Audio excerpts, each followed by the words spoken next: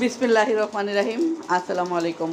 আজকে রান্না করব, সবজি রান্না করব। বউ সবজি কাটছে আর রান্না করব ডাল। ডাল ধুয়ে অলরেডি চুলায় বসিয়ে দিয়েছি। টমেটো দিয়ে ডাল রান্না করব। বাই দ্য ওয়ে, আমি মাহমুদা খানম, মাহমুদা ডাইন থেকে সবাইকে স্বাগতম।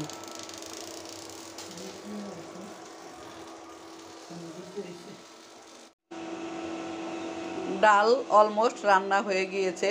পেঁয়াজ রসুন আর এই আস্ত কয়েকটি জিরা দিয়ে বাগার দিয়ে দিয়েছি। শেষ পর্যায়ে আমি দিয়ে দিচ্ছি ধনিয়া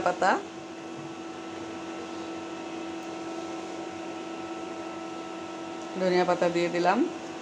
আর কারি কুকারে সব ধরনের সবজি বসিয়ে দিয়েছি হলুদের গুঁড়া, মরিচের গুঁড়া, ধনিয়ার গুঁড়া, আর দিয়ে দিচ্ছি স্বাদ মতো লবণ।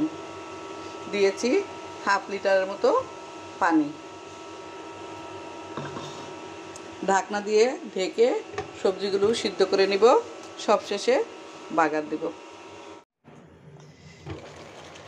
সবজিগুলো 50% সিদ্ধ হয়ে গিয়েছে। এ পর্যায়ে আমি টমেটোগুলো দিয়ে দিচ্ছি।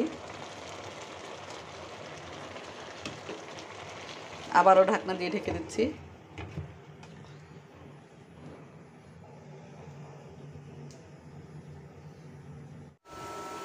সবশেষে বাগার দিয়ে দিলাম। রাঁধুনি মশলা, পেঁয়াজ রসুন দিয়ে বাগারটা দিয়ে দিলাম। আবারও ঢাকনা দিয়ে ঢেকে দিচ্ছি 5 মিনিটের জন্য। রাঁধুনি মশলা, রাঁধুনি কোনো ব্র্যান্ডের নাম নয়, একটা মশলার নাম। রাঁধুনি মশলা দিয়ে আর পেঁয়াজ রসুন দিয়ে সবজিটা বাগার দিয়ে দিলাম। সবশেষে আমি এখন দিয়ে দিচ্ছি ধনিয়া পাতা।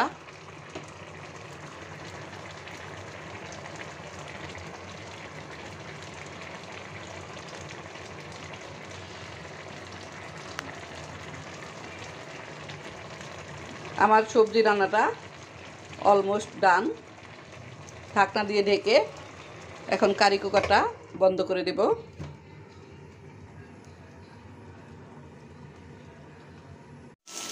ভাত রান্না করলাম সবজি, রান্না করলাম টমেটো দিয়ে ডাল, আর সবশেষে আমি 5 পিস রুই মাছ একটু পোড়া পোড়া করে ভেজে নিলাম। সাথে দিয়েছি কাঁচামরিচ, পেঁয়াজ, দিয়েছি কয়েকটা শুকনা মরিচ।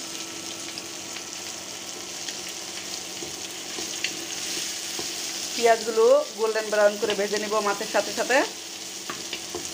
হয়ে গেল আমার আজকের রান্না, আজকের আয়োজন। সবাই ভালো থাকবেন, সুস্থ থাকবেন। ফিরে আসবো নতুন কোনো রেসিপি নিয়ে। আল্লাহ হাফেজ। আসসালামু আলাইকুম।